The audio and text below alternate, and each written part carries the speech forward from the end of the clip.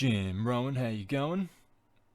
It's number 9, WMW 9, on the 21st of November. A beautiful day, sunny, blue skies, feeling good. Saturday morning, and a lot to cover. Mostly New Japan. But I'm just going to crack into it. So, we're going to start with Strong. New Japan Strong from last week. It's the Showdown Tour, whatever that means.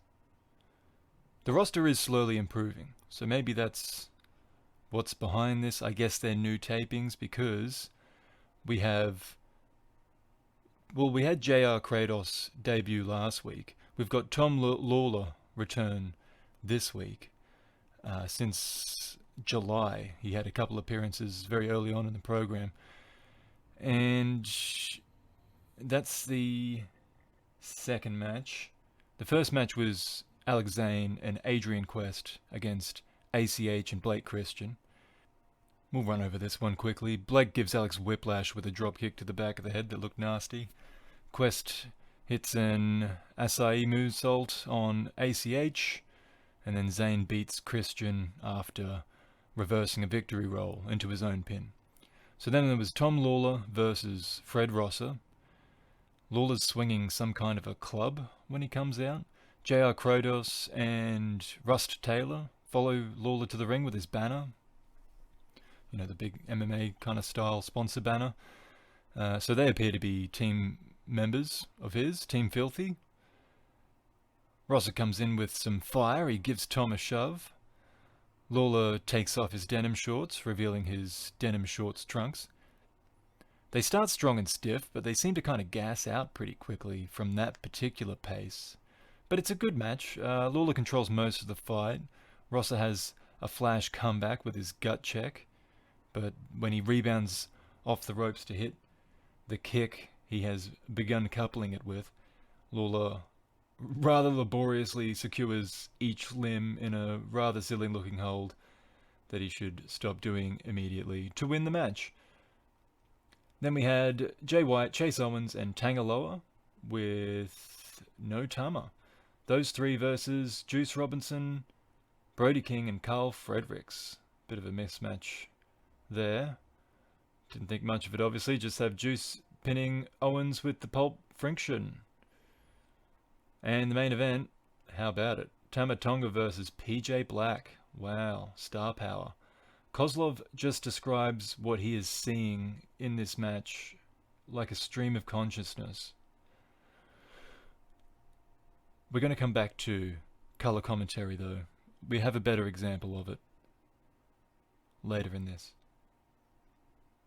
Anyway, with this match, it's a gun stun that closes the night for Tonga.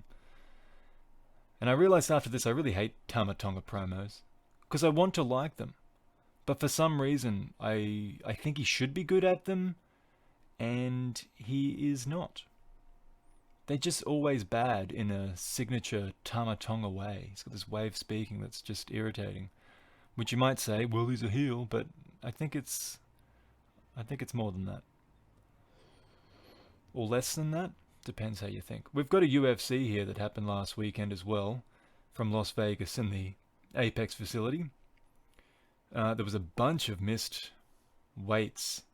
They had Al Hassan, Eric Anders, and Louis Smolka missing weights for their respective bouts. And a couple of those guys actually ended up dropping out. They were all scheduled to proceed at catch weight, but yeah, Anders and Smolka pulled out of their fights as a consequence of the weight cut, apparently. So they didn't even cut all the weight, and they weren't able to fight as a result of the weight cut that they did have. So maybe stop cutting so much weight. Sounds obvious, but you know, it's still happening. Main card, women's strawweight, had Corey McKenna defeating Kay Hansen with a decision, unanimous. One of the two catchweight fights that went ahead, Sean Strickland defeated Brendan Allen with TKO to punches, and about a minute and a half into round 2. Women's strawweight again, Ashley Yoder defeated Miranda Granger, another unanimous decision. Gets a bit more interesting at a catchweight bout. Chaos Williams defeated Al Hassan, who was the one that did fight that weighed in over the limit. So often that goes the other way, but Chaos defeats the heavier fighter with a KO in 30 seconds. So that was pretty cool. And then the main event was Rafael Dos Anjos. I said Dos Santos. Dos Anjos versus Paul Felder. Felder being a late replacement. Just 5 days notice he took this fight after Islam Makhachev pulled out with a staph infection. And it was a tough weight cut for Felder, ranked 7th at lightweight, but he made it. And even with a full camp, this is a risky fight for him because RDA is unranked in the division, and obviously he's a former champion of the division, having returned to it from welterweight. So fight goes. I mean, it's bound to be a good fight though between these guys. RDA's cut early with a spinning elbow, which prompts him into taking Felder down. Felder's able to get up. The fight remains pretty even. There's a loud right hand that ends at the end of the first for Dos Anjos. There's a head kick that lands in the second for RDA. There's another takedown in the third for him, the Brazilian. Felder pushes forward in an effort to stay in the fight going into the fourth, but he ends up with a big cut for his troubles of a left hook. His corner pulled no punches and telling him he's got to go out and finish the fight if he wants a win. But Dos Anjos earns another takedown with a great level change and keeps Felder down, earning himself a surprisingly split decision victory because it was pretty clear to everyone else that it was a win for Dos Anjos, as hard as Felder fought, but someone somehow made it, scored it for Felder. Apparently, I think I saw that he did, someone, found out who it was and did a few, I think it was like, they did some backtracking and it was 7 out of 10 split decisions that this judge has been involved in. He was the one that disagreed with the other judges. So kind of a Adelaide Bird situation there, perhaps. Another maligned judge. But afterwards, Dos Anjos in the promo talks about his family, his struggle with COVID, his family's struggle with COVID. He says he wasn't happy with his performance, but he'll make the necessary adjustments. He wants the title. Calls out McGregor. He thinks that's the fight to make because they're the only two true champions in the division if Khabib has truly retired. And Felder, he says he's got no regrets. He cuts a stinging promo on everyone that didn't make weight because, after what he just managed, what's everyone else's excuse? Was kind of his sentiments. But that was just straight after the fight. There wasn't much in the press conference. I didn't bother with it. And then quickly as well, there was a pretty big fight. ESPN had some boxing on. Terence Crawford defeated Kell Brook, so that's a top contender bout. And he beat him in 4 rounds. TKO, retained the WBO welterweight world title. Brook didn't go down, but he wasn't defending when Crawford landed a combo. And when given a chance after an 8 count, he did little to resist another combo coming his way. So the referee just stepped in and ended it there. So Terence Crawford, pound for pound, one of the world's best. And now, we've delayed long enough, New Japan. On the 15th, it was the opening night of the World Tag League and the Best of Super Juniors 27 in Aichi. So the first round of both tournaments make up a 10-match card, which is unusually long for New Japan in recent times. And I know I failed tremendously in the G1, but I'm determined to keep track of the points in both of these tournaments. That's right, not just one tournament, but 2 tournaments. And I will report to you the correct points tallies.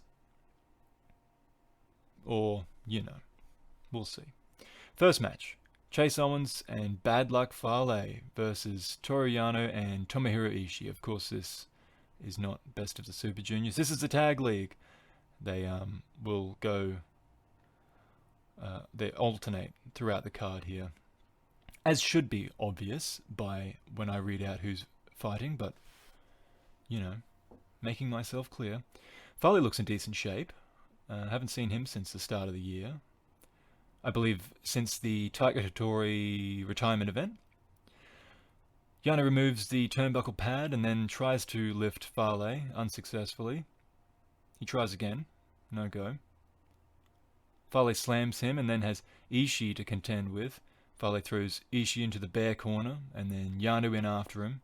Owens hits his attack and then for some reason moves into the corner when Yano and Ishii move to avoid Farley's incoming squash, leading to Chase being squashed. I think Yano might have grabbed him, but you couldn't see it from the camera angle.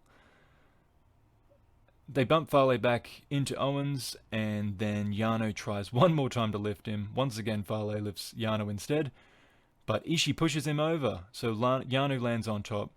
Owens tries to dive on Yano, but he moves, so Owens lands on Farley, and then Yano piles on top of Owens, who is on top of Farley, to pin them both and win the match.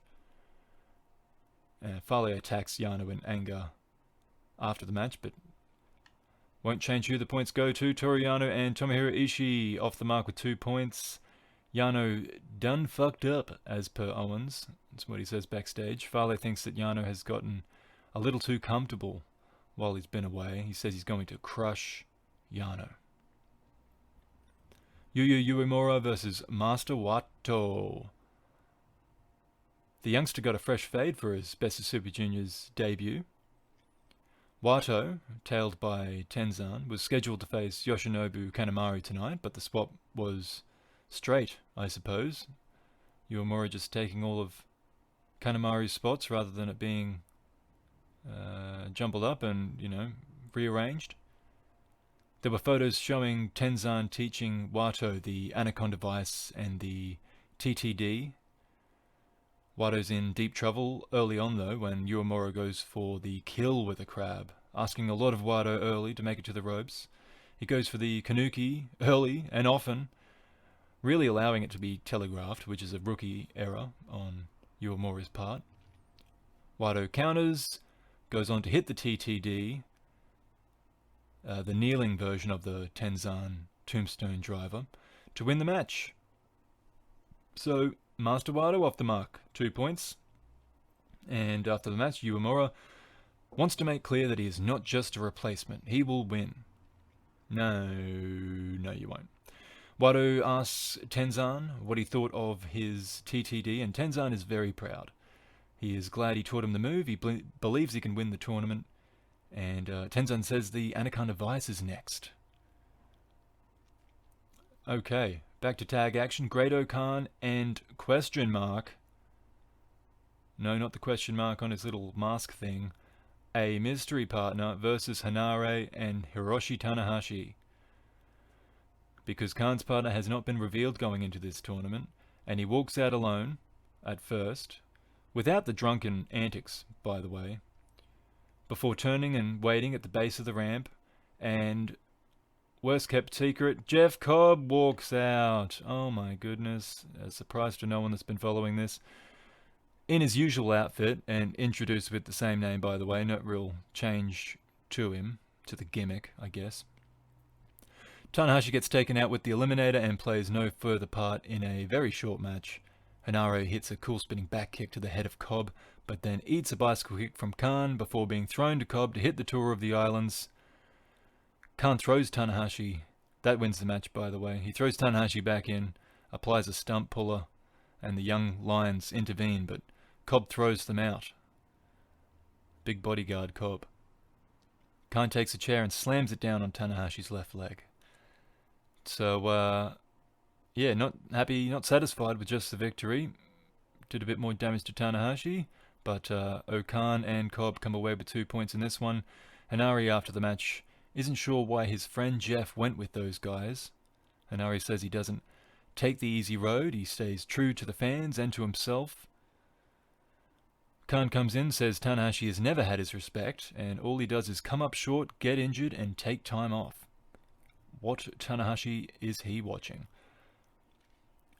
Cobb stands there taking tape off his fingers and gives the camera what do you want kind of a look, and then just walks off. This genuinely said way more than his usual promos. And that is both an insult and a compliment. An insult to his usual promos, and a compliment to this one, because I really think it was good. It was just very genuine, the way he did it. And he did it when we actually wanted to hear what he had to say for once, that's very good. Very impressed. But unfortunately, he will eventually talk and ruin it. We'll get to that. Doki, bloody hell. Doki versus Robbie Eagles. The Aussie is back. He hasn't seen or been seen in New Japan since Chaos unsuccessfully challenged LIJ for the Trios titles that he was a part of. At the time, he was getting the better of Bushi in that build-up. He takes the early advantage in this one, crashing into Doki with a flip through the ropes to the outside. Doki stops an Eagles attack from above by pushing the referee into the ropes. He pushes him down again before using his crowbar to choke Eagles before an assisted neck breaker. Used before twice in that sentence. Not very good. Doki dodges the pulse drop, hits the slingshot DDT for a 2 count. He goes for suplex de la Luna, but Robbie rolls forward out of it, then tries a pin himself. Eagles hits the turbo backpack, then goes up top, lands a 450 to Doki's leg before locking in the Ron Miller... I'm losing it. The Ron Miller special, which is his kind of figure 4 lock, and Doki submits to that. Eagles taking the points. Doki asks who his next opponent is backstage, but no one seems to know or care. So he curses and walks off. Eagles, I noticed, is really Aussie. Like, his accent is actually pretty annoying. That's not how we all sound. That's not how I sound, is it? But in either case, Eagles gives us his life story back there. I don't know why he thought that'd be interesting. Hiroki Goto and Yoshihashi versus Zack Sabre Jr. and Taichi. So Goto and Yoshi have their chance at revenge for failing to capture the titles from Suzuki-gun at their last meeting. Taichi makes fun of the 5-count DQ rule some more. Goto hot tags Yoshi into a cold silence. It looks like Goto and Yoshi are about to finish Taichi, but he fights back and nearly hits Black Mephisto.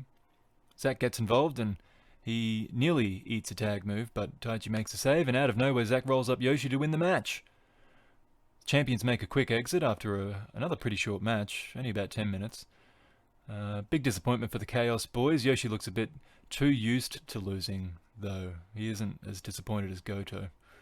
So the champions take the points in the opening round. Yoshi and Goto accept this loss professionally and look forward to the next match. Taichi said that he and Zack are a complete team. They are winning the whole event as champions, and Zack still wants to take the Tokyo Dome off. Watch it with a couple of beers. We got Bushi versus Sho. Bushi's got a big new mask with light-up eyes. And either Sho has a new entrance video, or I just haven't seen him so long that it appears new. Or I guess he's not. I guess when I usually see him, he's probably in tag matches that... Well, I don't know. Bushi isn't afraid to bend the rules and take an early advantage. Sho hooks on an armbar, but won't let go, nearly getting him pinned. A deadlift German suplex is followed by the power breaker. And then when that doesn't work, the shock arrow. The cross-armed package pile driver. Didn't think much of this match. Sho wins. Bushi is far from done despite the poor start and says he will not forget this loss.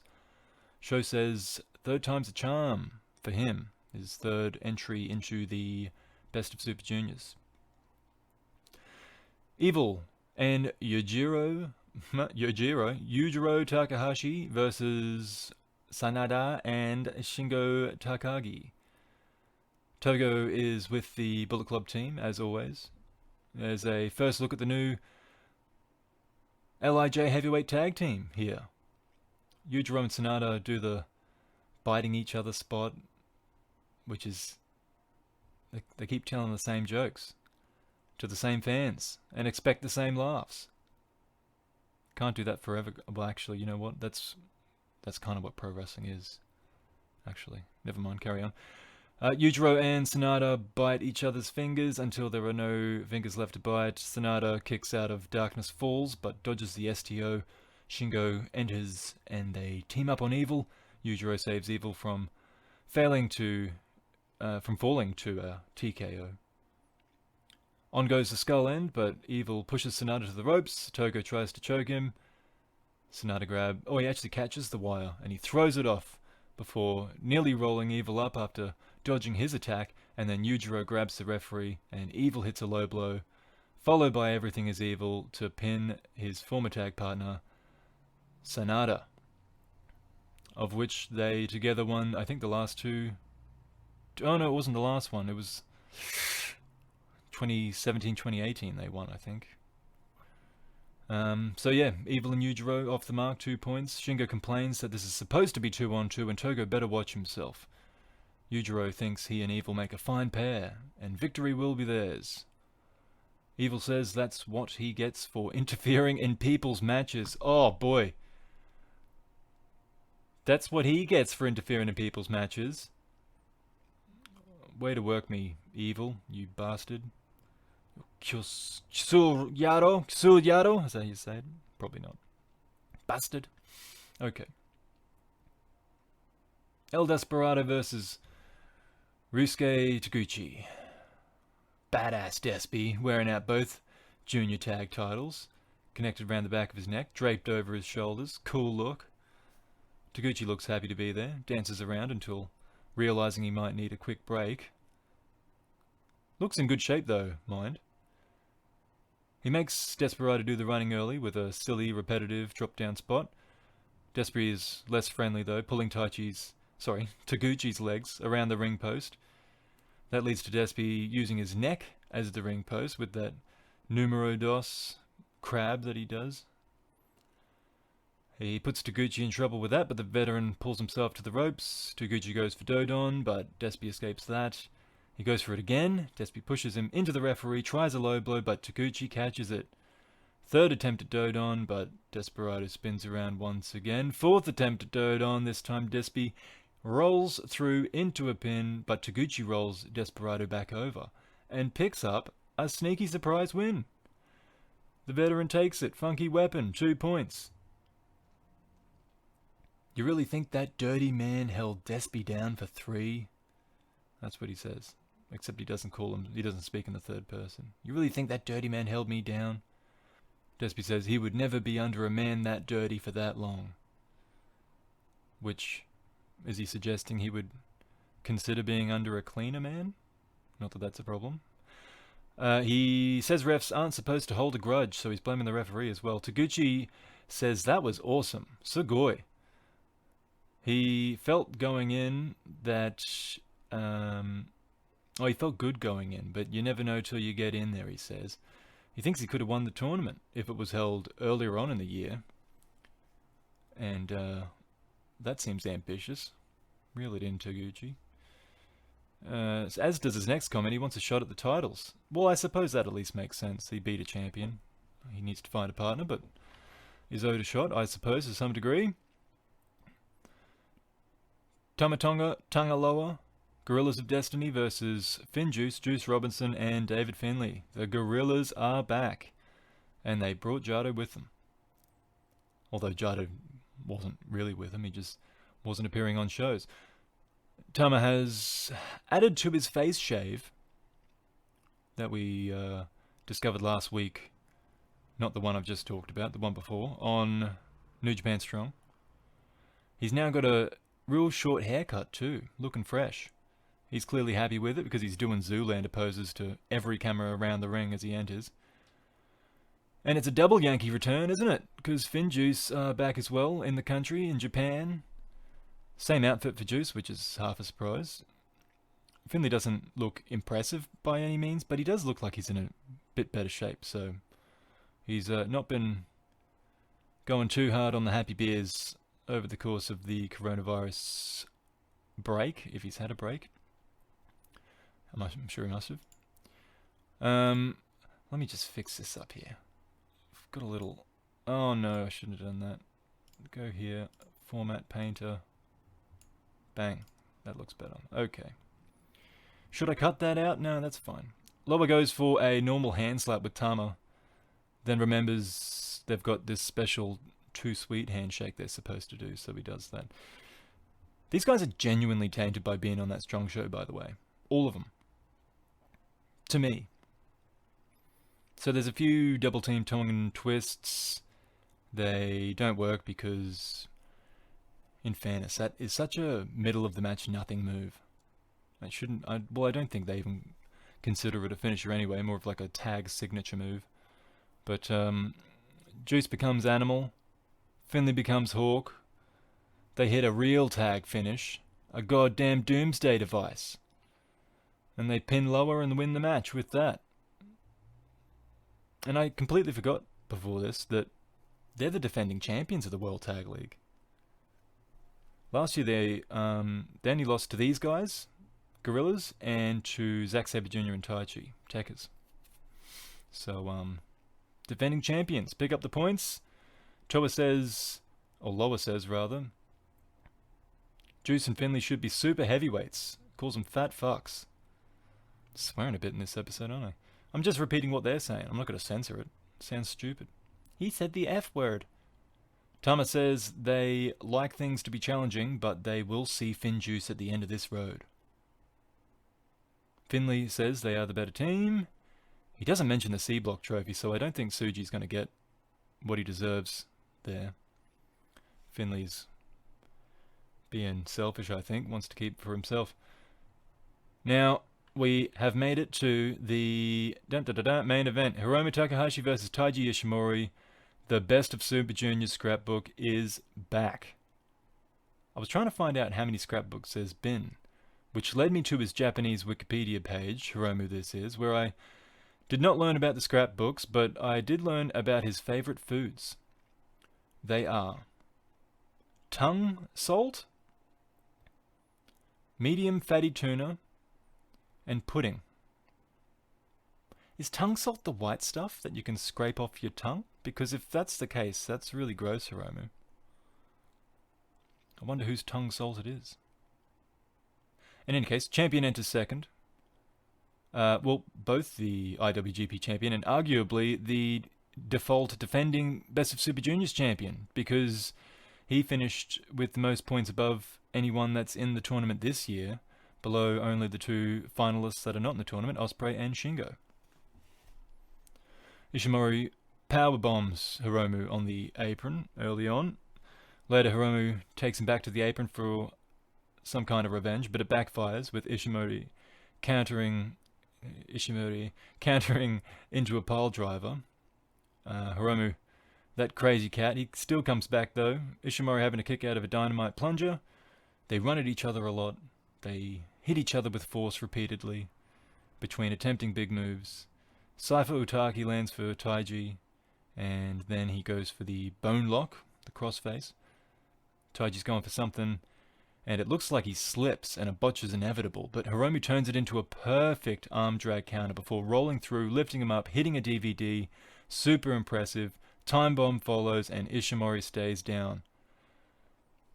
I really, really like seeing stuff that looks like a botch countered by the opponent into an attack, because that's what would really happen. If you made a mistake in a real fight, a skilled opponent would take advantage of that mistake.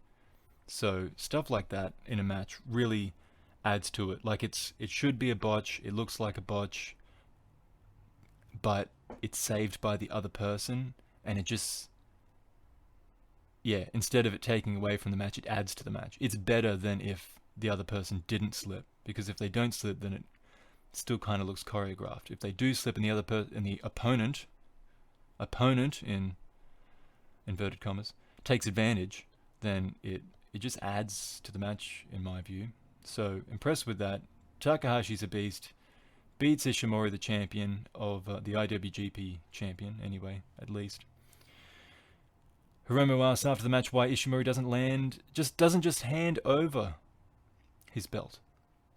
He says the fans must be tired after this long show, and he's tired too. Backstage, Ishimori is not in as poor a mood as one would expect. He calls himself the muscular chihuahua, which sounds like an insult to me. I guess he's been using that for a while and I just either forgot or didn't notice, but I don't know if I would encourage that nickname for myself. Anyway. Oh, Hiromu enters backstage. He's like, all of that just for 2 points? And then next he's got another tough match against Desperado. He asks for any questions from the press, and he just kind of stands there with his eyes closed for a few moments. And I can't describe how he does this, but then he just yells out, "Nothing?" And then kind of slumps and goes, "Fine, I'll go." And he starts walking off, only for someone to say, "One question." So then he just comes back and he complains that they took too long, and then he doesn't even let them ask the question. It's just Hiromu being Hiromu. It's why he's so popular. It's why he's going to main event just about every Best of Super Juniors card this whole tournament. And let's get the rankings out of the way after the first night. So, Best of Super Juniors, Takahashi, Hiromu, I should say, really. Hiromu, Taguchi, Sho, Eagles, and Wato, all with 2 points. And Ishimori, Despi, Bushi, Doki, Uemura on 0. And the World Tag League, Finjuice, Evil and Yujiro, Tekkers, Khan and Cobb, Yano and Ishii all on 2 points. Gorillas, Sanada Takagi, Goto Yoshi, Hanari and Tanahashi, and Owens and Fale, they're on 0. Let's move along. The next night was the Tag League. So, I guess, I don't think this was the same arena. It's still in Aichi, or maybe I just haven't recorded it properly, but it was a smaller arena. They've got a projector in the middle of the stage to show, up to project onto the screen to show everyone's entrance movies. So it looks a little bit indie, a little bit small fry. But the opening match here, Gabriel Kidd versus Yota Tsuji. Short match, Yota takes it with the crab. He's pumped about being back in the win column. Good on him. Backstage, Kidd says he doesn't want to ramble. And then he goes ahead and rambles on. He doesn't want to talk about Tsuji anymore. He asked New Japan for a test, like Honma or Nagata.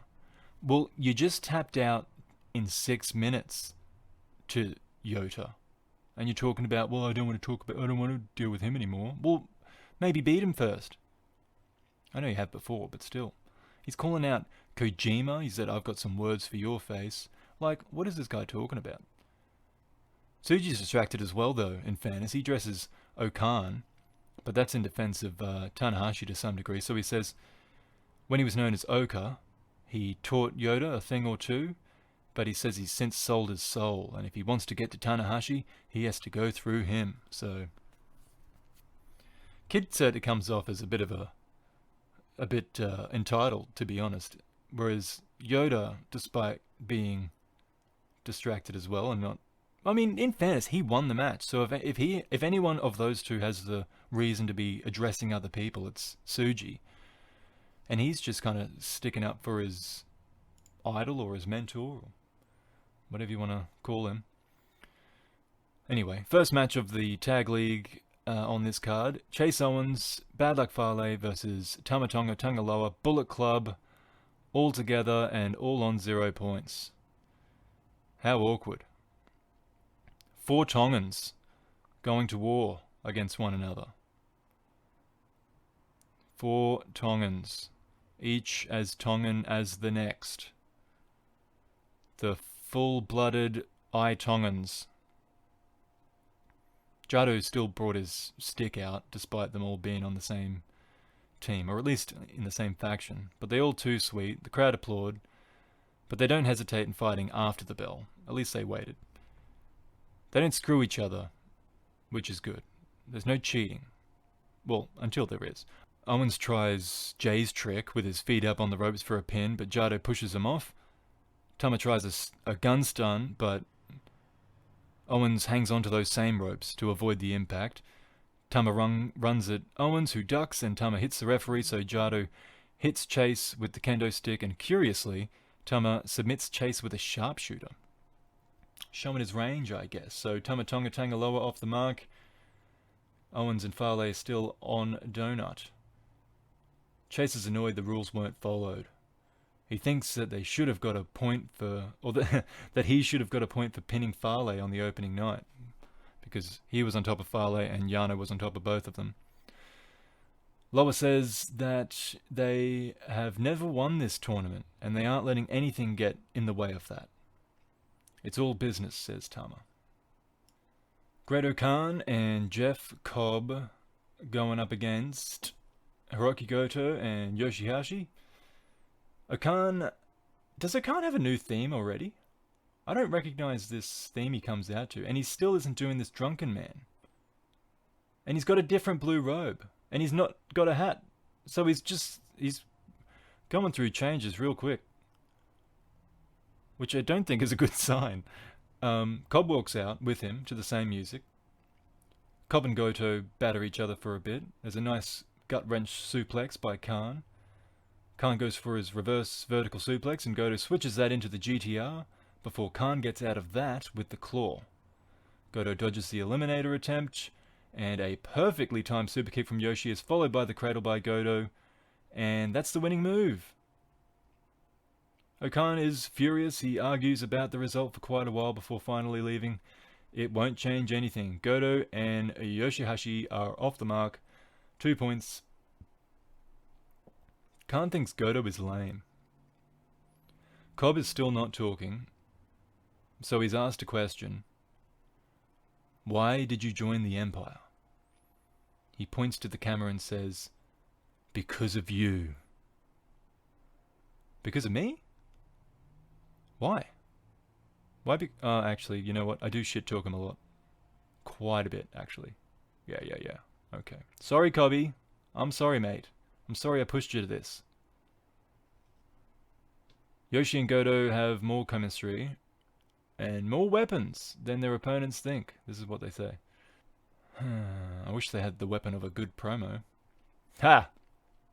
Yoshi reckons they won decisively here and that they'll win the final. Next match. Evil and Yujiro, who are on 2 points, versus Finjuice, who are also on 2 points.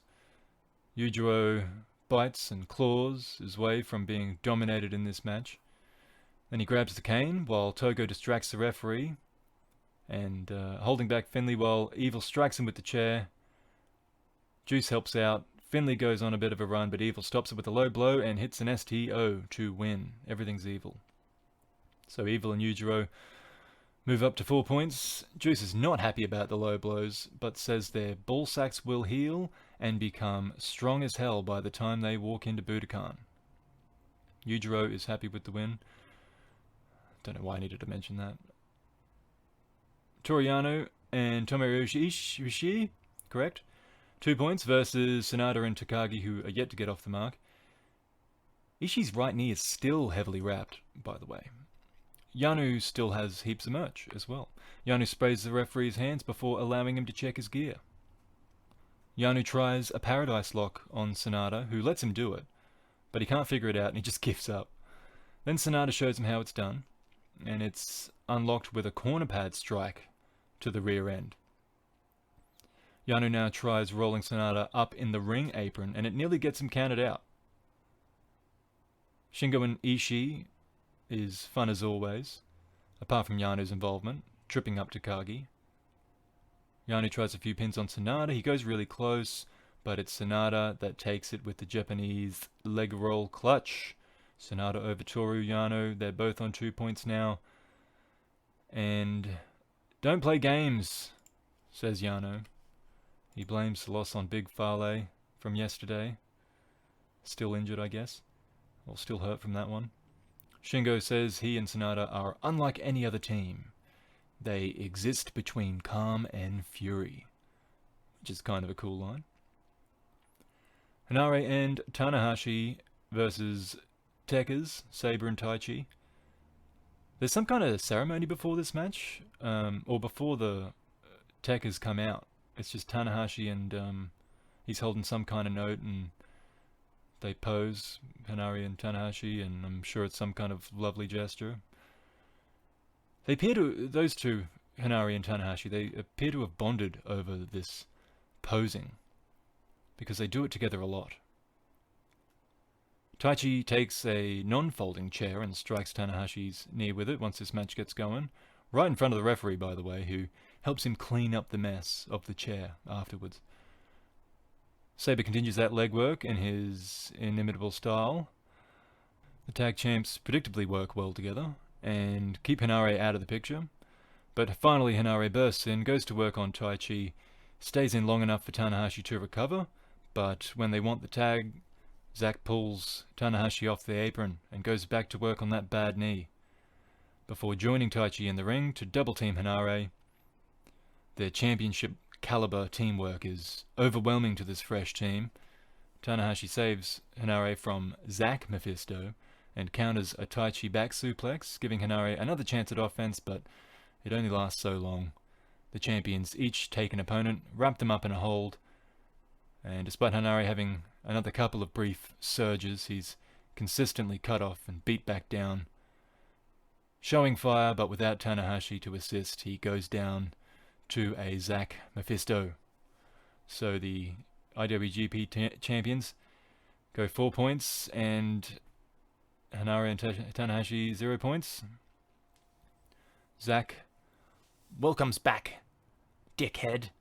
Hanare. That's what he says. Welcome back, dickhead. Taichi claims there are critters flying around. He thinks Aichi is backwards. He tells them to be grateful that the tag champions are there. He's surprised they managed to find their way here and tells them to be on their way home and calls them country bumpkins, and even after all of this, they applaud their Lord Taichi. Backstage, Hanare says he's embarrassed about last night and it kept him up. He says that he nearly got to them tonight and he'll keep fighting no matter what. Tanahashi says that he is useless to New Japan. That's what he says. How sad is that? And untrue. Come on, Tanahashi, chin up. It's only one loss. Zack has taken a hammer. I guess it must be the ring hammer. And he's poking everyone with it. He pokes the press and the official. He pokes one poor fellow in the belly. And Taichi says that's where he stores his nutrients. Well, he's saying it sarcastically, then because he's kind of got a bit of a belly. And he's asking if he's eaten ramen and gyoza again today. And the guy's like, no, I had sushi. Which, I don't know. I guess, yeah, that would be... Sushi's definitely healthier than ramen and gyoza. So, fair enough. Other than that, they just say that they won easily and no team will beat them. And they just keep shitting on Aichi. So, yeah, that was the show. And the rankings, that's them two on top. Zack Sabre Jr. Taichi, 4 points. Evil and Yujiro, 4 points. Drop down to Juice and Finley on 2 points, as well as Okan and Cobb, Yano and Ishii, Tama and Tangaloa, and Sanada and Takahashi, and Goto and Yoshihashi, they're all on 2 points. Hanare and Tanahashi and Owens and Fale on 0 points. How many more have we got? Oh, we got a while yet? No, we've got time. Okay. Best of Super Juniors, Korakuen Hall. Now we got a crowd. And no critters, I hope. Yuji Nagata and Gabriel Kidd versus Tomoaki Honma and Satoshi Kojima. Nagata deserved a pop, pandemic or not, but he comes out to silence. By the way, in my hometown at this time, there were 40,000 odd people watching a football game. I feel like they could show Nagata a bit more than this. They're doing okay, and, well, actually, they're not doing okay in Japan anymore at the time of this recording. At the time, they were, though. I did notice, though, I don't know if this played a part. Nagata, I think this is a new shirt, because I would have noticed it before. Blue Dandy? He's calling himself Blue Dandy? Since when is this, and why would he call himself Blue Dandy? So, anyway, I guess now it's making more sense that Kid's calling out all these veterans, but they're still going to beat the snot out of him. Good to see them back, by the way, all of them. Although, then again, I'm not particularly interested in this match. I'm a fan of each of these men in their heyday, but you know they're only going to go half-pace for this one. It's also unlikely anything of note's going to occur, but having said that, I do want to see Kojima knock Kid's block off with a lariat, and he does, so it's a great finish. Kojima over Kid. Promo backstage, Nagata was looking forward to getting, or to letting out some of his pent-up frustration, and he thinks it might have gone, or might have got in the way in the end, his frustration. He jokes that maybe he's a bit green. Kid's jaw is feeling sore. He says he never doubted that he could still go, but he does not doubt that he can beat them. I didn't say that clearly. He never doubted that these veterans can still go, I suppose. But he still thinks he can beat him despite not doing so this time. Homer said Tanahashi turned him down, being his tag partner in his tag partner in the tag league, so he must settle for C block. And then he realized, no, it's B block, because there's only one block in the tag league, so this must be the B block. He asked Kojima to be his partner next year. Kojima says he doesn't understand him, and then he wishes him a happy birthday, which just sounds like a funny way to brush him off, because I wasn't sure if he was joking or not. But it was indeed Honma's 44th birthday on the 18th. Kojima says he's aching, but it's the good kind of pain that only comes from being in the ring. He says Gabe was strong, and he wouldn't be surprised if Gabe was able to beat him, but at the same time he won't accept it. So let's move on. We've got the Best of Super Juniors round 2. Opener is Yuya Uemura versus Bushi.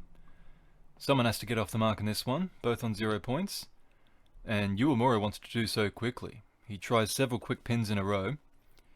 They trade a few Boston Crabs. Bushi hits a standing MX and then an F5 MX, which is pretty cool. It's probably got a different name, but that's what it is. F5 into a jawbreaker, I guess it is. Pretty basic match otherwise. Bushi comes away with the win after that, and poor Uemura is in a bad state backstage. He says he only cares about winning, but he isn't good enough, though he will find victory no matter what. Bushi is bummed Kanemaru isn't here to pay him back. He says he underestimated Uemura, and he will watch Hiromu in the main event to prepare for their match, which is coming up next. Robbie Eagles versus Master Wato, both of these guys on 2 points.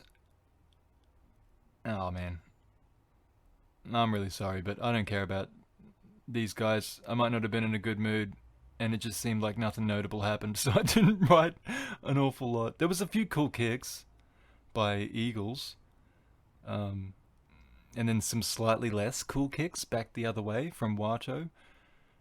The Turbo Backpack doesn't pin Wato, and the following 450 hits his knees, so Wato gets back with the TTD, follows up with the RPP, which is his corkscrew senton bomb, to win the match, which is an impressive move in fairness from Wato.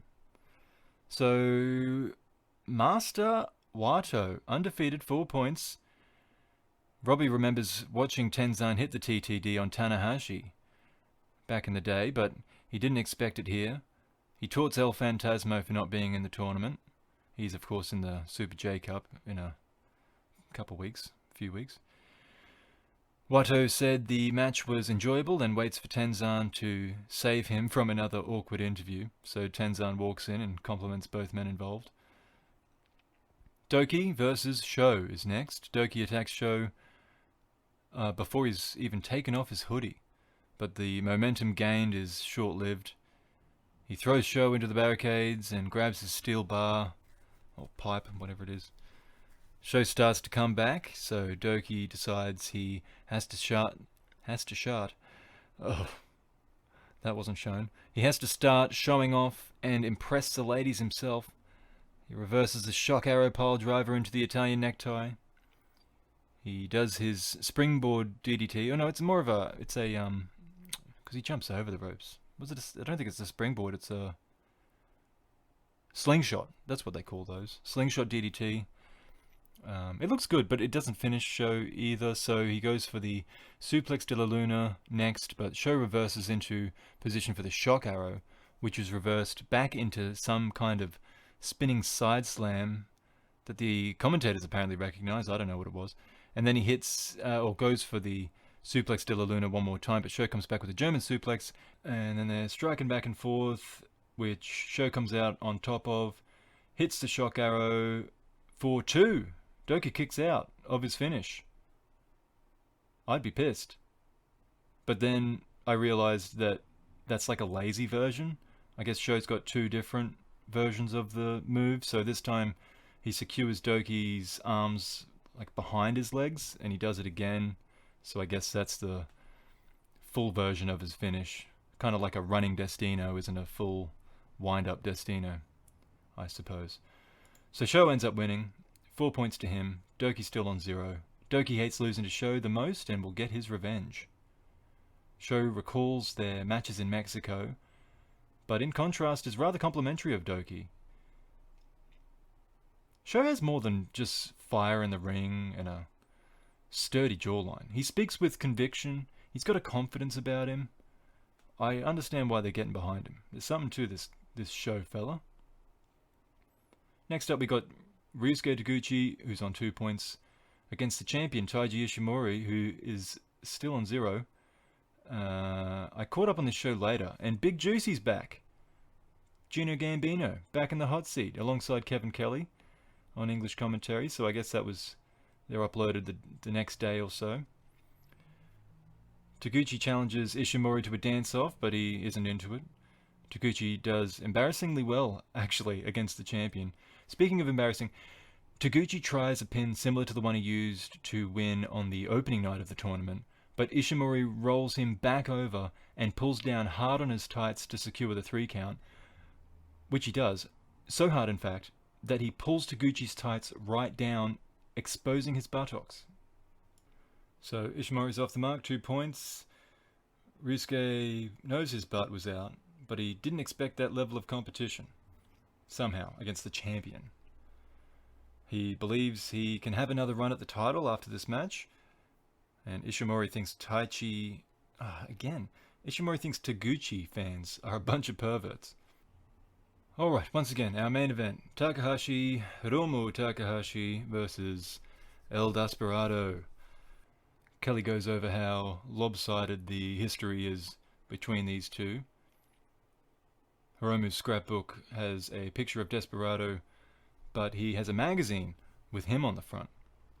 He wears a colourful fuzzy robe rather than his punk jacket, and Hiromu starts going crazy, sending Despy into the barricade after barricade. It sets up what is to be an intense battle of rivals, and that rivalry a factor that they both make clear and how they fight. It was fun until a ref bump and then a low blow, no prizes for guessing from whom. Despy takes a chance to grab a chair.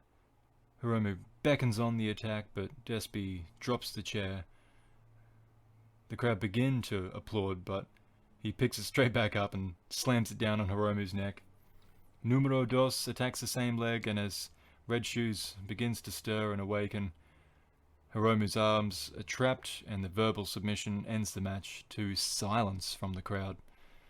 Desperado picking up 2 points. He takes the mic, he laughs about having made Hiromu quit.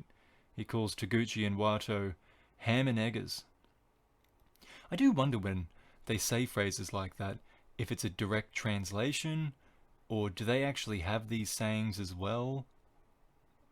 And if so, how do they make it into Japanese? Like, is that maybe not an English saying? I would have thought it was. Anyway.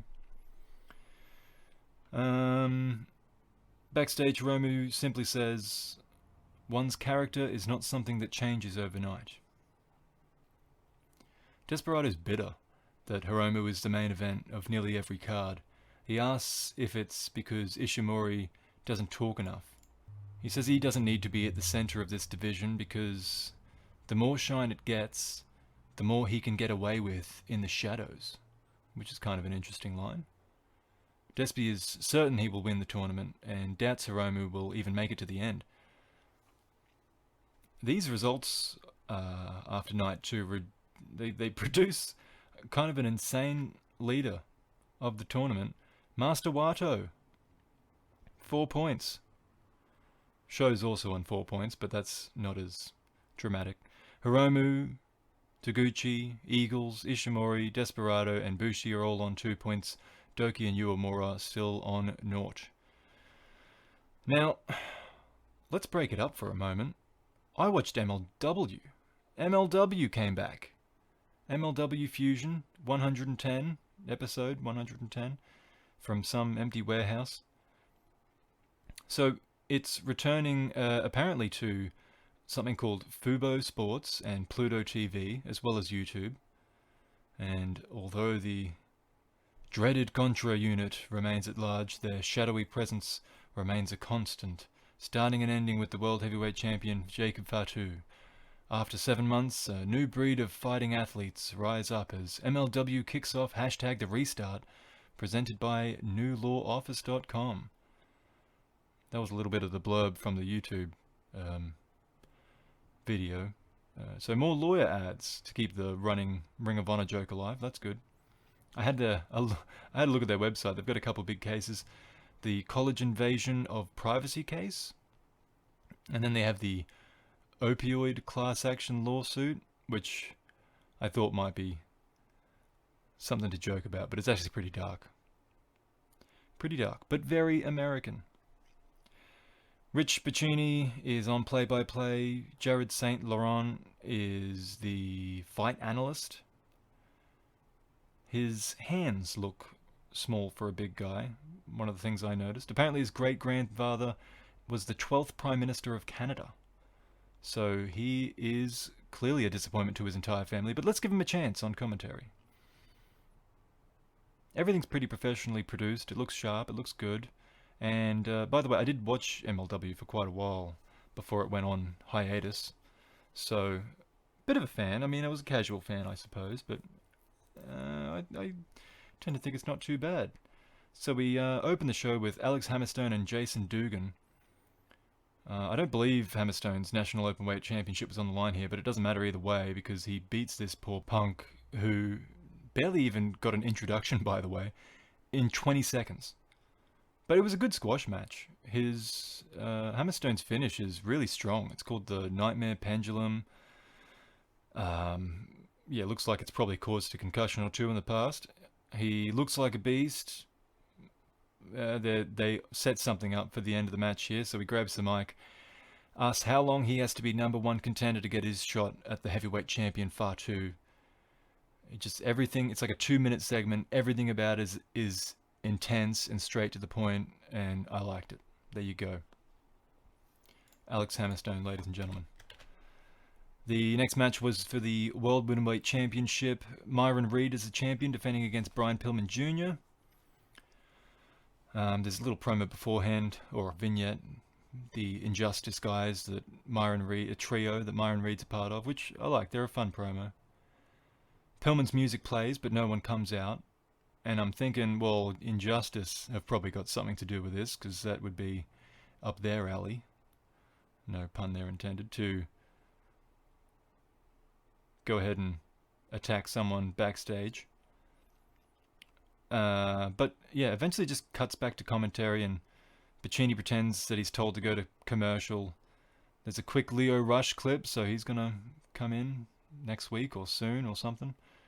And then we get a new law ad about the opioid crisis, but it isn't as sensationalized as I would have liked, so...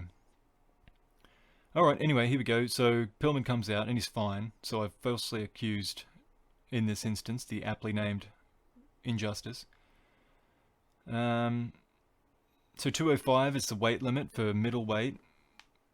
JSL, I'm going to call him, rather than Saint Laurent, because I'm probably already mispronouncing that. JSL, he's the color commentator, or fight analyst, alright.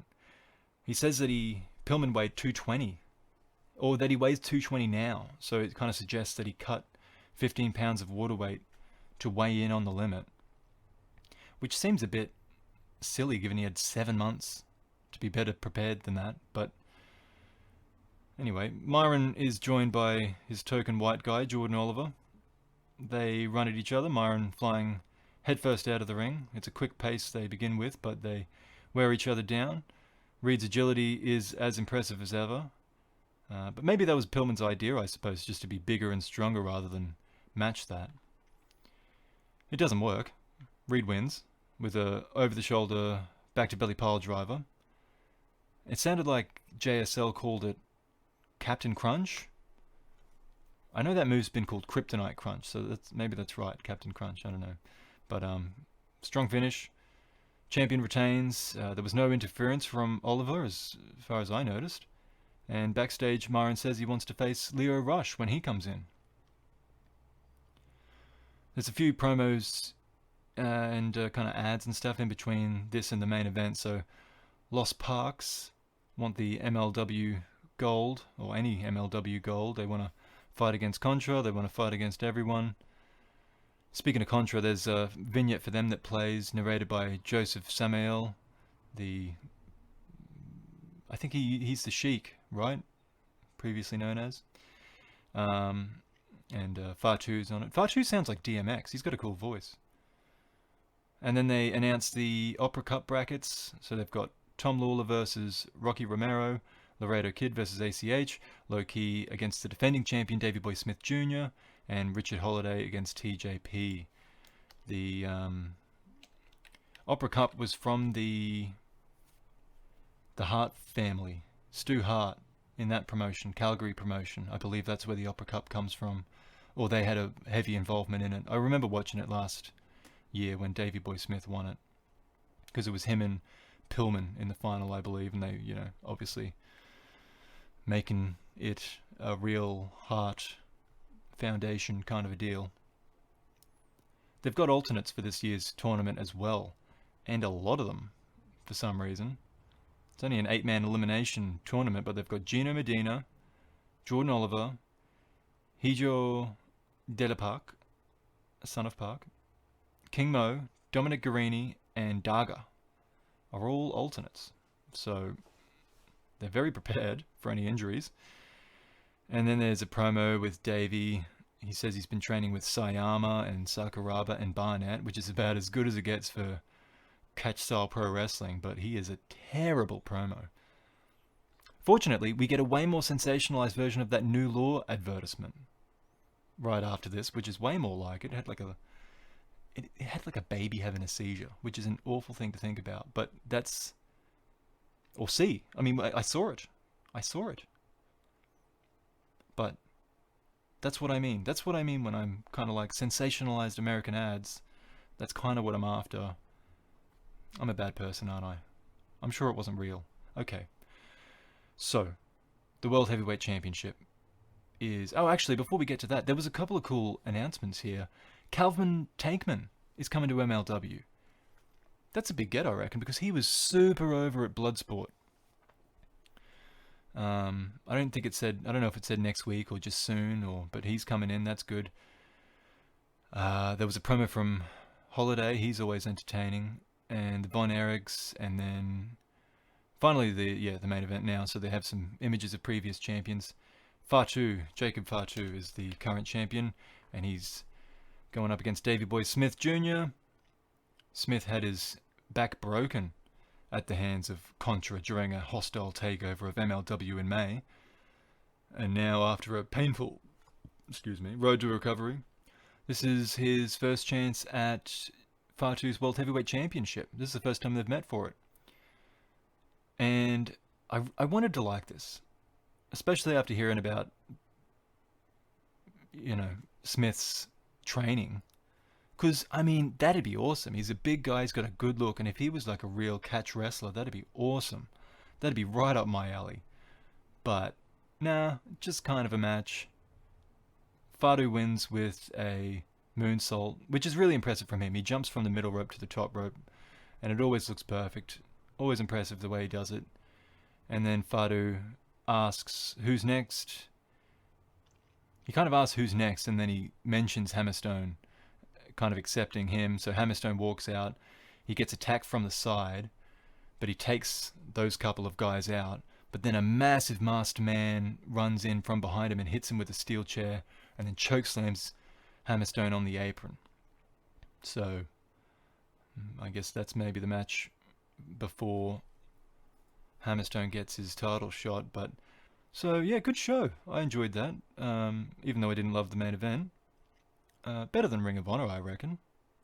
And I mentioned earlier about Kozlov's commentary. JSL, decent commentator. Like, just came straight in. I think he's had a bit of history doing this. I know he used to be on a... He had a different... They used to call him... It's not JSL, but like an abbreviation like that. Because I remember him on MLW radio, and he would be something of a controversial character on that. But I never really listened to it. But so he's probably got some experience, but still, he was pretty good. All right, now we have finished our break. Oh, 1 hour. Okay, let's run through these last two New Japan shows.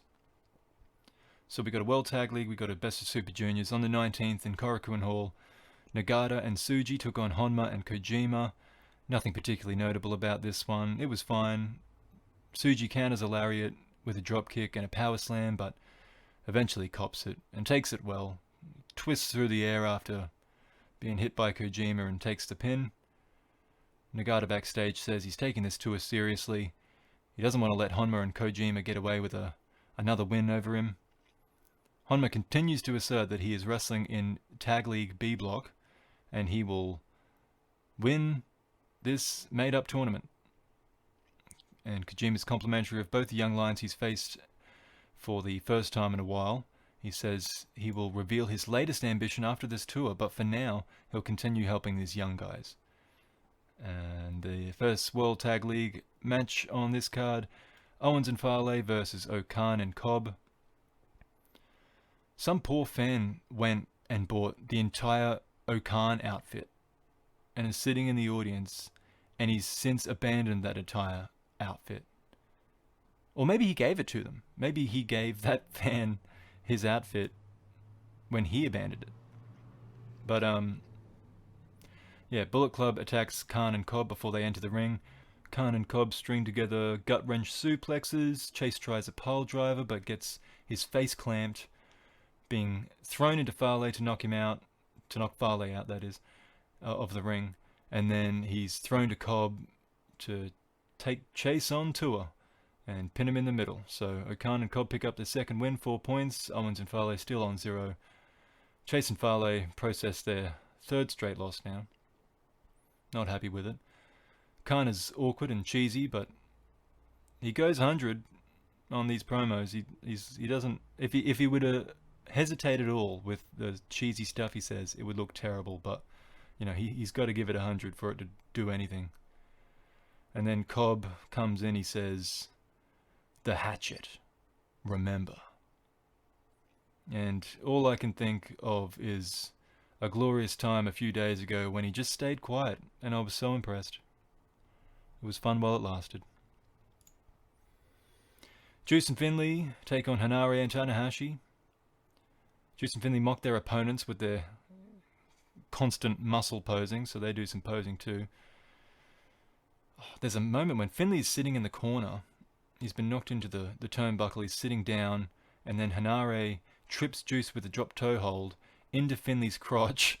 And I guess Finley was rock hard at the time because Juice busts his nose open bad, and he's bleeding all over his mouth. Hanare does his lifting rugby tackle. That looks cool.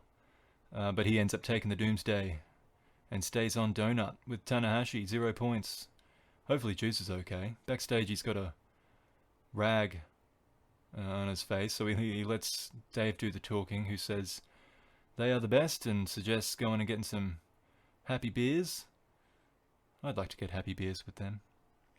And then Tanahashi... Fortunately, Tanahashi's more upbeat than he was last time. He says their teamwork is improving. He repeats that back in English for Hanare, who agrees. And then Tanahashi takes blame for the loss, and Hanare beats his chest and says they'll keep on fighting. Evil and Yujiro take on Tama and Tangaloa. I think this is the first time that the Gorillas have met their new Bullet Club buddy, Evil, in his new colours. So they're all in the ring. Jado calls for peace, and they're slow to agree, but they end up all doing the too sweet, only for Togo to ruin it. He attacks first. Yujiro and Evil attack after that, but just barely after that. But the Tongans saw it coming, they catch it. And Loa gives Yujiro a talking to after a bit of a beatdown. Evil barely plays much of a part in this match at all, and then oddly, Loa submits Yujiro with a crossface. Since when did he do a crossface? But serves them right for attacking their brethren. So Tangaloa and Tamatonga go even with those guys on 4 points. Loa reiterates that their affiliations don't matter. GOD are on a mission to be champions.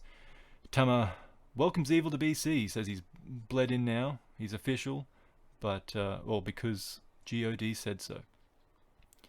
So it made up pretty quickly. I guess winning will help you do that. Next was Yano and Ishii versus Goto and Hash. They're on 2 points apiece. Yoshi versus Ishii chop battle. There's a Goto versus Ishii forearm strike battle. There's a Yoshi versus Ishii forearm strike battle with intermittent chops. And then they hit a GYR on Ishii as Yano finally includes himself and has a silly exchange with Yoshi before Ishii comes back for the real stuff. Maybe Ishii tags with Yano because he more or less likes the idea of handicap matches and just having more people to beat up. Yoshi hits Ishii with the Kumagoroshi and then goes for Karma, but Ishii escapes. He tries again with no luck, but fires up out of a dragon suplex only to run into a stiff clothesline. Ishii follows that with a brainbuster, and that's all it takes. So they don't hold anything back on their Chaos teammates. Despite Gino thinking it was going to be a fix, because I'm back on English commentary for this one and the last match as well, having waited too long to watch them, I guess. Kelly has an interesting stat though. He says this is Ishii's 43rd win in Tag League history, which is the highest win amount of anyone of all time in the Tag League. So there you go. Congrats to Ishii. Backstage, it's always heartbreaking seeing Yoshi and Goto get beaten, and they always hold their emotions back, and they hope to do better next time. And Goto even says that their hearts are strong enough to take it. But what about mine, Goto? Is my heart strong enough? Sonata and Takagi, 2 points versus Zack Sabre Jr. and Taichi on 4 points. This is the main event. So Zack and Taichi both put a foot on Sonata's throat, and Red Shoes begins counting for the DQ for them to release it. And when he gets to 4, they both put their hands up as if to signal that they've let go, when their hands were never the issue. Which, I don't know, I'm probably not doing it justice, but it was funny to me. It was funny enough that the usually deadpan Taichi even chuckled to himself about it. But, yeah, I like those kinds of spots because it's cathartic to some degree to see other people realizing that, you know, the rules in this fake sport are ineffective, and I might not be the only one ranting at my screen about it. So Zack is on the wrong end of a forceful suplex, so he tries to take some power away from Shingo's arms with a few holds. A sliding lariat is countered into a straight arm shoulder lock. Shingo powers up only to be moved into a triangle, but the impressive strength of the Dragon not only lifts Zack up into the powerbomb position with one arm, but all the way over onto his shoulders for a Death Valley driver. Sonata tags in and tries the Paradise Lock, only to be popped into a pin, and then the pair roll back and forth with pin attempts. This is on Zack, by the way, as they did in the G1. There's a typical back suplex from Taichi, which begins a trade of moves between everyone until they're all down. The pants come off, but Shingo doesn't wait, hitting the lariat and then trying a Gato clutch, or a Taichi clutch of his own, for 2. Taichi tries the same back with the same result, but with Zack's help, it nearly sets up the Black Mephisto. Then they nearly hit the Holy Driver, their other tag move, only for Sanada to intervene and allow Shingo the chance at Last of the Dragon, which he hits on Taichi for the victory. So with that, Shingo and Sanada earn themselves a title shot, whether they win the entire tournament or not. Although that's what they would have to do if they want to have it at Wrestle Kingdom, which I'm sure they would like. And Shingo stares Zack down as he drags away their title belts. So, yeah, and then after the match, Sanada insists Shingo do the talking in the ring. And Shingo claims that if they don't make it to the end of the tournament, it'll be on him because Sanada's won the tournament twice in a row before. He says their teamwork exists between calm and fury, once again. And then he says the people want to hear Sanada talk, but Sanada's walking away. He's like, nah. The fans clap and clap. They want Sanada to come back, so he gives in. He says of all his tag partners, he likes TKG the best. Now, I figured out that TKG is the consonants in Takagi's surname, but I don't know if that's been used before or not. I haven't heard it before. It sounds good. TKG. Backstage, Zack blames himself for the loss. He accepts that he might have to defend the belts after all inside the Tokyo Dome, but dismisses Sanada and TKG's chance at taking the titles from them. He didn't say TKG, by the way. Sanada stops by the press area, but he doesn't say anything. He just keeps walking. Shingo says that he will be like Sanada, no comment.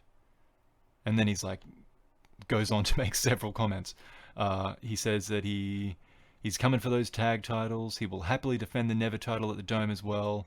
And then he does make fun of himself a little bit for saying that's his version of no comment. Alright, so the World Tag League ratings, or rankings rather, Zack Sabre Jr. and Taichi on 2, Evil and Yujiro on 4. Tekkers are on 4, Evil and Yujiro on 4, Finjuice on 4, Khan and Cobb on 4, Yano and Ishii on 4, Tonga and Tangaloa on 4, and Sanada and Shingo on 4. And then Goto and Yoshihashi are on 2, with Hinare and Tanahashi on 0, as well as Owens and Bad Luck Fale. So, last one. Nagata and Kid. Also, this is on the 20th. This was yesterday. Korakuen Horde again, and it's the best of Super Juniors. Nagata and Kid versus Honma and Kojima in the opener. I like the Nagata-Kojima segments. Nagata's face as Kojima gives him the machine gun chops is hilarious. Gabe is pretty mouthy. He calls a brain buster, which he's never going to finish. He eats a cutter instead, from Kojima. He does dodge a lariat though, only to run straight into it moments later, like a big noob. Kojima's dominating B-Block. Honma actually doesn't look all that happy about it either. He kind of looks upset that Kojima's getting all the wins, despite that meaning that he also won, but whatever. Uemura and Desperado was the first block match, so this would have been a clash between junior tag champions, if not for Nobu's injury. Instead, it's Despy messing with this young kid, who has no patience for it. He stomps a mud hole in Desperado at one point after surviving a camel clutch. He goes on to lock in a very painful double leg crab, but Despy finds the rope break. He tries a kanuki, but it's resisted, and a single leg crab is attached in the opposite direction. Then he transitions that into numero dos, but it's really sloppy, his transition, so Uemura makes it to the ropes quickly. There's another slack attempt as well at a move from Desperado, and this time it's countered into a flying armbar, and the champion's in considerable trouble until his foot meets the bottom rope. A quick eye poke and a cradle crucifix pin steals the win for Desperado, but he clearly came into this match unprepared and underestimating Uemura. So it's a heartbreaker for young Yuya, who cries out in exasperation with his hands on his head, but he stays on 0. Desperado now on 4 points. Doki versus Ishimori is next. There's a cute, tiny Doki fan in his gear shown in the audience with, the face paint and the costume, and unfortunately sharing Doki's hairline as well. Oh, wow, what a big man I am teasing a 4-year-old. But, okay, I'm not proud of it. Perhaps in defense of this one fan, though, Doki wastes no time taking it to the muscular chihuahua. It doesn't last, mind. Taichi takes over with his tiny chihuahua fangs. There is a couple of kind of rough counters, usually involving the Italian necktie. Yeah, kind of average match. Sho had a much better match with Doki. Then this, this is a champion. Sho's having better matches than the champion is. But I think they want Sho to skip the junior title picture. Although if not, he would be a great addition. I'd expect Hiromu and Sho in the Dome to be amazing. But anyway, we're not watching that. We're watching this. So the ref takes a bump when Doki throws Ishimori into him. He goes and grabs the pipe. He hits Ishimori across the stomach. Taichi grabs his title, cracks the pipe out of Doki's hand, which was a worry for me for the physical condition of the title belt. But meanwhile, Ishimori hits his bloody cross, wins the match, and then chokes Doki for a bit with his pipe. And the belt appeared to be fine. So Ishimori goes to 4 points. And then we had Wato and Taguchi going at it. It's the two early surprise successes in this tournament. The rejuvenated Taguchi and the shockingly capable Wato, who's still undefeated, by the way, 4 points. It's not a long match, but it's not a bad one either. Wato goes over the top with a sunset flip, and similar to the last match, he drags Taguchi's tights down with him. So when Taguchi rolls back the other way, he both pins and aggressively teabags Wato to win the match. And Wato's reaction is complete disgust. He can taste the sack sweat. Tenzan protests on Taguchi's behalf, who still has his funky weapon out, by the way. He hasn't pulled his pants up. And he's taunting Wato, but then suddenly becomes emotional. And who can blame him with a victory over the notorious Master Wato? Way of the Grandma. Okay, the semi-main is Robbie Eagles versus Sho. Eagles' theme is super throat shreddy death metal, which is where I draw the line personally, because I like heavy metal, but when you're summoning the devil from the base of your esophagus, that's enough. I tap out. They oddly start this one with a test of strength, but the moves start flowing, and Eagles is particularly smooth with one counter into his Ron Miller special, the figure 4 deal. Though it's too close to the ropes, Sho gets out. Sho starts working Robbie's arm. Eagles throws or goes flying through the ropes with a front flip, knocking Sho into the barricade and then gracefully landing on the other side.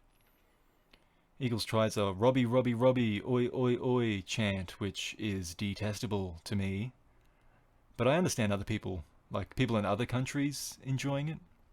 It's our equivalent of USA, USA, USA. Although, as a foreigner, in that case, I find nothing redeemable about that chant either. This match is pretty good though. It goes back and forth with counters. Sho keeps going for that arm until hitting a pile driver, but like in that Doki match, it's the weaker version, so he tries the full version afterwards, and Robbie flips out of that, so that perhaps answers the question of why he does the weaker version at all, because I guess it's easier to hit, or it's less complicated in its setup, maybe. But yeah, Robbie counters that one and comes back with a 450 to the leg, then locks on the Ron Miller special right in the middle, leaving Sho little choice but to save his leg and tap out. Big win for Eagles. He's very respectful after the match. He bows to Sho, he raises his arm, which in a match like this, that kind of a gesture comes off as condescending more than anything to me. Because they're equals. He doesn't need to do that. Like if it's a veteran or a champion doing it to a young wrestler that had a real crack at him, that makes sense. But He's just trying to be nice, but I don't know. So they're both on 4 points now. And then the main event was Bushi versus Hiromu, the tag team going at each other. Bushi's looking a bit special. Black on black for his tag partner. He's got so many outfits, Bushi. I think he spends too much time on his outfits and not enough time winning matches, personally. He's confident, though. He keeps his t-shirt on for the first part of the match. But in fairness, he puts out a lot of the early offense. And then the shirt does come off. And of course, as expected, they know each other pretty well. Case in point, Bushi goes for his first MX, and it's countered into an MX by Hiromu. He hits it at the second attempt, though, but it doesn't keep Hiromu down for 3. And he has nothing else to go to, I suppose, because he just tries the same move right afterwards. Which is a mark of a lower-ranked guy, I suppose, to not have many moves that would finish a match. Which is something New Japan does well, in that they build up moves from even as far back as when they're young lions, and then those moves begin to morph into other moves that, and you can keep the moves that they used to be, giving you more options, and that's what you start using to counter the counters to your first move. You counter in the second move, and yeah. Anyway, in this one, they strike back and forth. Hiromu hits a lariat, and that starts setting up the finish. Bushi nearly catches him with that weird pin he does when he lays upside down over his opponent's back, or their front, or, whatever. Hiromu hits a DVD into the corner, and then a DVD Death Valley Driver in the center before going for the time bomb. Hits it perfectly and wins the match to go to 4 points. And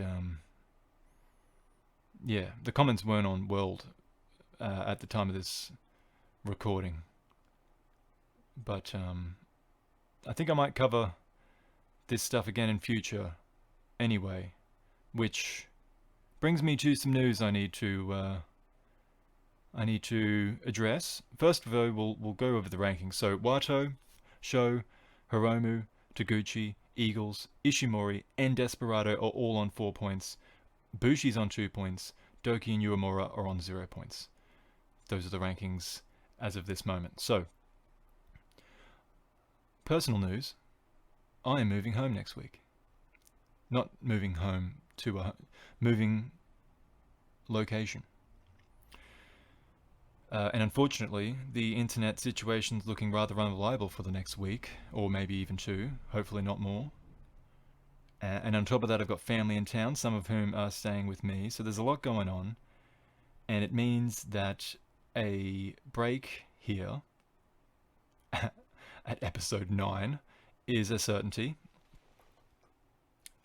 Just hopefully not for too long. The only saving grace of this is that there is currently no one listening to this for it to matter. I mean, I've barely told anyone about it, let alone advertised it, so it could be worse.